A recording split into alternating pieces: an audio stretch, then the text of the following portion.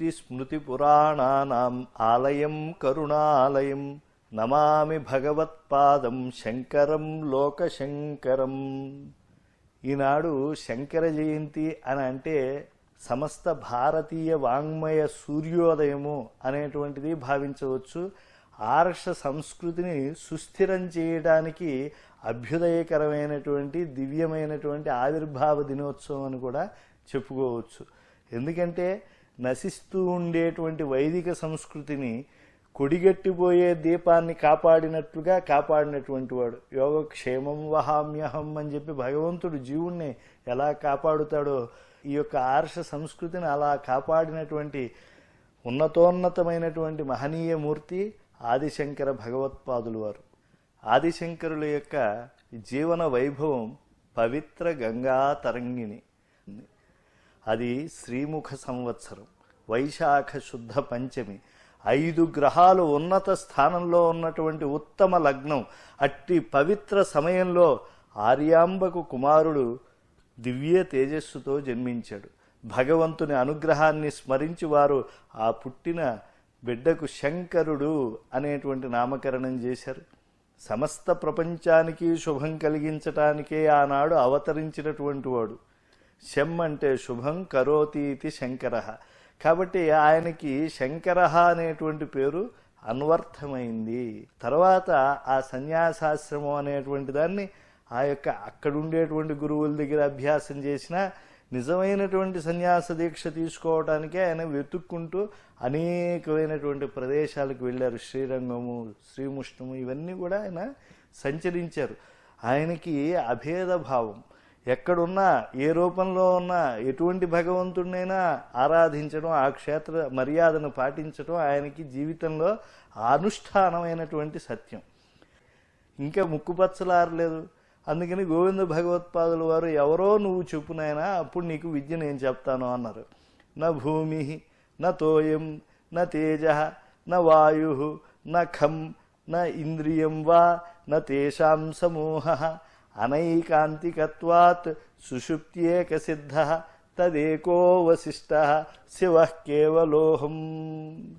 నేను భూమిని కాను, నీటిని కాను, అగ్నిని కాను, గాలిని కాను, ఆకాశాన్ని కాను, ఇంద్రియాన్ని కాను, వీటి సమూహాన్ని కాను, ఏకత్వ స్థితి వల్ల సుషుప్తికి అంటే ఒక గాఢ నిద్ర వంటి దశకు సాక్షిని, అన్నిటికంటే అతీతంగా ఏకంగా మిగిలి ఉన్న కేవల ఆనంద స్వరూపుడనే నేను.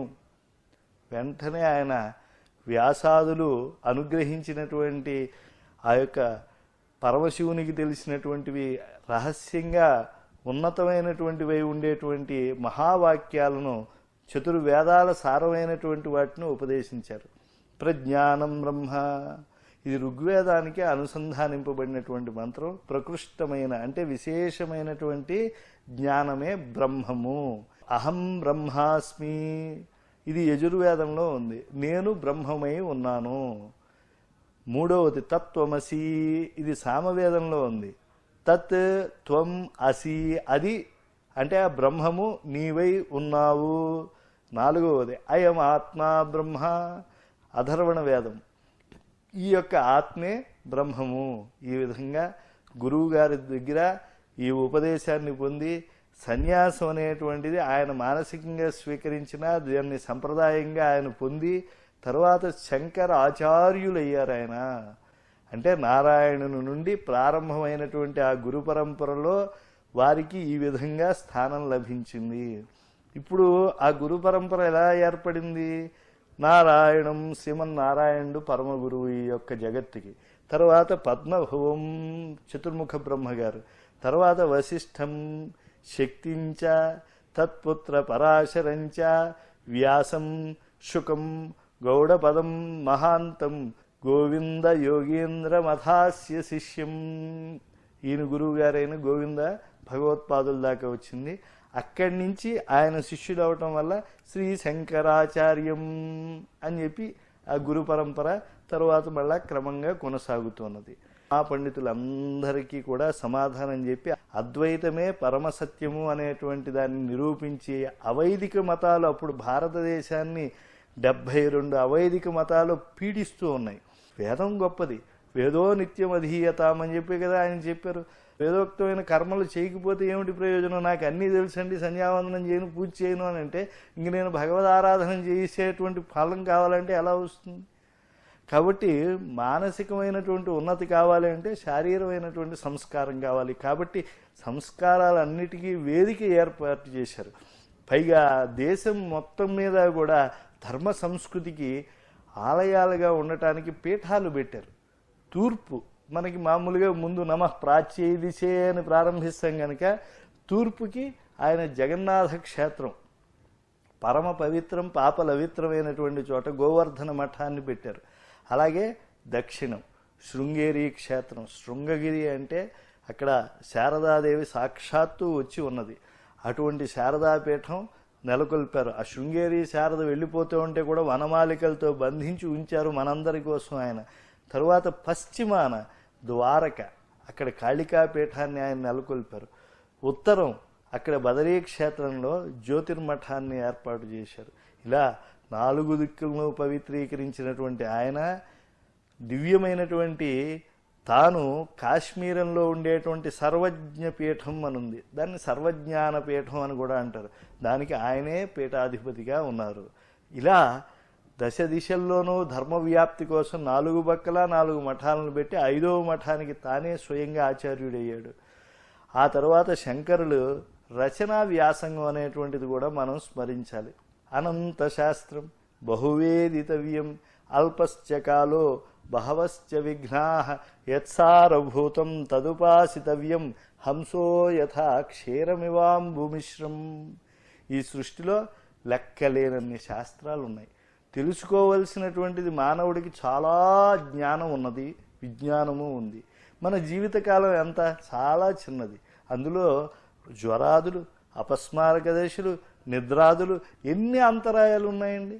అందువల్ల నీటిని వేరు చేసి పాలన మాత్రమే గ్రహించేటువంటి హంసలాగా విస్తారమైనటువంటి విషయాల్ని మనం సారభూతమైనటువంటి వాటిని మాత్రమే స్వీకరిస్తూ వాటిలో ఉండేటువంటి చర్చలు, ఉపచర్చలు ఇత్యాదులన్నీ వదిలేసి మనం ధర్మ స్వరూపమైనటువంటి ఆత్మవిద్యను గ్రహించాలి.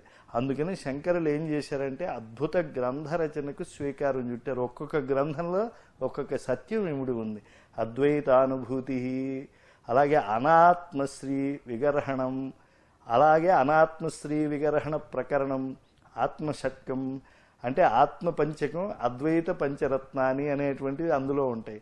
తర్వాత పరాపూజ అనేది ఎలా చేయాలో వివరిస్తూ ఆత్మపూజ అనేటువంటిది రాశారు.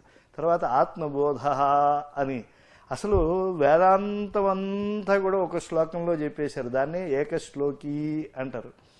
అలాగే కాశీ పంచకం చెప్పారు. కాశీ పురాణ నగరి కదా, దాని తత్వాన్ని మహత్వాన్ని చెప్పారు. కేవలోహం అని చెప్పి ఒక రచన చేశారు. అలాగే కౌపీన పంచకం చేశారు.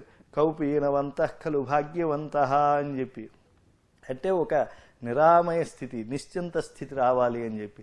తర్వాత జీవుడికి అద్భుతమైనటువంటి సత్యప్రబోధకుడు గురువే కనుక గురువుకి సాష్టాంగం చేయటం కోసం అని చెప్పి 8 ఇంద్రియాలకి పవిత్రత కోసం ఆయన, అంటే మనం సాష్టాంగం అంటే 8 ఇంద్రియాలతో మనస ఉరస చైవ అని సాష్టాంగ పడతాం కదా, అందుకని గురువు అష్టకం రాశారు.